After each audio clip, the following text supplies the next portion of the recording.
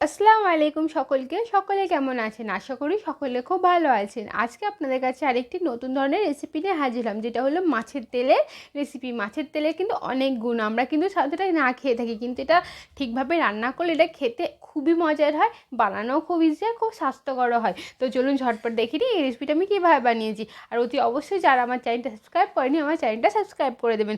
তো চলুন শুরু করা যাক। তো প্রথমে আমি এখানে 4টে মাছের তেল নিয়েছি, দেখতে পাচ্ছেন তেলগুলো খুব সুন্দরভাবে কিন্তু আমার পরিষ্কার করে নিয়েছি।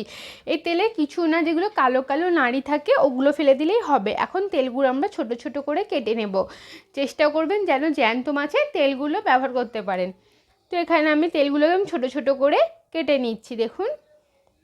তো এইভাবে ছোটো ছোটো করে কেটে নিলাম তেলগুলোকে। এখন ঠিক এইভাবে আমি বাকি সবগুলোকেও কেটে নেবো। ছোটো ছোটো কেটে নিলে যেটা হয়, রান্না করার সময় ভালো করে সবজির সাথে মেখে যায়, কিন্তু না কাটলে একদম বড় বড় হয়ে থাকে, খুব একটা মাখে না, তাই খেতেও ভালো লাগে না। দেখতেই পাচ্ছেন আমি খুব সুন্দরভাবে তেলগুলো কেটে নিয়েছি। এখন আমি কড়ার মধ্যে সামান্য একটু সর্ষের তেল দেবো। বেশি তেল দেবো না, কারণ এই তেল থেকে কিন্তু অনেকটাই তেল বেরোবে। তো এখন আমি দিয়ে দিলাম একটা ছোট পেঁয়াজ কুচি। পেঁয়াজটাকে হালকা করে ভাজা করব, খুব ভাজা করার দরকার নেই। এখন দিয়ে দেব মাছের তেলটা, দিয়ে একদম লো ফ্লেমে রান্না করব। আর দেওয়ার সাথে সাথে দেখতে পাচ্ছেন কতটা তেল বেরোচ্ছে। দিয়ে দিলাম স্বাদ মতো নুন আর হলুদ।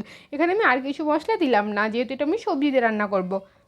একদম লো ফ্লেমে এটা রান্না করতে থাকবো। কিছুক্ষণ পর দেখবেন একদম সবগুলো থেকে খুব ভালোভাবে তেল ছেড়েছে। দেখতে পাচ্ছেন কতটা পরিমাণ তেল ছেড়েছে, দেখুন। আমি কিন্তু একটুখানি ব্যবহার করেছিলাম, আমি কিন্তু জলও দিইনি, দেখতেই পাচ্ছেন। আর হ্যাঁ, এই রান্নাতে কিন্তু আমরা জল একটুকুও ব্যবহার করব না। না জল ব্যবহার করে এই রান্নাটা কিন্তু খেতে দুর্দান্ত হয়। তো এখানে আমি নিয়েছি একটা লাউ, যেটা আমি ছোটো ছোটো করে কেটে নিয়েছি। তার সাথে দিয়েছি 3টে ছোটো আলু।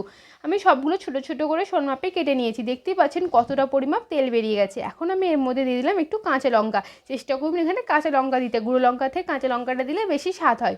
এখন আমি সবজি দিয়ে দিলাম। দেওয়ার পর আমি দিয়ে দিচ্ছি নুন আর সামান্য একটু গুঁড়ো লঙ্কা, দিয়ে দিচ্ছি জিরে গুঁড়ো। দেওয়ার পর ভালো করে একটু নাড়াচাড়া করব। এখন এটা আমরা একটু হালকাভাবে নাড়াচাড়া করে নেবো, করে ঢেকে দেবো। খুব নাড়াচাড়া করার দরকার নেই, কারণ কিছুক্ষণ পর কদুটা ও আলুটা থেকে জল ছাড়বে, এটা অনেকটা কমে যাবে। তো আমি ঢেকে দিলাম। আর এই পর্যায়ে আমরা কিন্তু গ্যাসের ফ্লেমটা কমই রাখবো, যেহেতু আমরা জল ব্যবহার করছি না, তাই পুরো রান্নাটা আমরা লো ফ্লেমেই করবো। তো কিছুক্ষণ পর দেখতে পাচ্ছেন কতটা জল বেরিয়ে গেছে। এই অবস্থায় আমরা আরও ঢেকে দেবো কিছুক্ষণ, যাতে খুব ভালোভাবে রান্না হয়ে যায়। দেখুন খুব সুন্দরভাবে কিন্তু এটা রান্না হয়ে গেছে, দেখতেই পাচ্ছেন। খুব সুন্দরভাবে কদুটাও সেদ্ধ হয়ে গেছে, আলুটাও সেদ্ধ হয়ে গেছে, এবং খুব সুন্দরভাবে তেল ছেড়ে দিয়েছে, দেখতে পাচ্ছেন। এই পর্যায়ে আমরা একটু আরেকটু নাড়াচাড়া করব। আপনারা যেমন খেতে চান তেমনভাবে আপনারা ঝোল ঝোল রাখতে পারেন, অথবা একদম শুকনো শুকনোও করতে পারেন। আমি এই পর্যায়ে গ্যাসের ফ্লেমটা একটু বাড়িয়ে দিলাম, দিয়ে একটু ভালো করে নাড়াচাড়া করে আর একটু শুকনো শুকনো করে নেব। খুব শুকনো করব না, হালকা করেই করবো। ব্যাস, দেখতেই পাচ্ছেন কত সুন্দরভাবে কিন্তু এটা তৈরি হয়ে গেল। তো রেসিপিটা আপনাদের কেমন লাগলো অতি অবশ্যই জানাবেন। এটা কিন্তু খুবই স্বাস্থ্যকর একটা খাবার হয়, খুবই হেলদি। তো অতি অবশ্যই বাড়িতে বানান, সকলের সাথে এনজয় করুন। আর অতি অবশ্যই আমার চ্যানেলটা সাবস্ক্রাইব করেনি, চ্যানেলটা প্লিজ সাবস্ক্রাইব করে দেবেন। দেখা হবে আপনার সাথে আবারও নেক্সট ভিডিওতে। টাটা।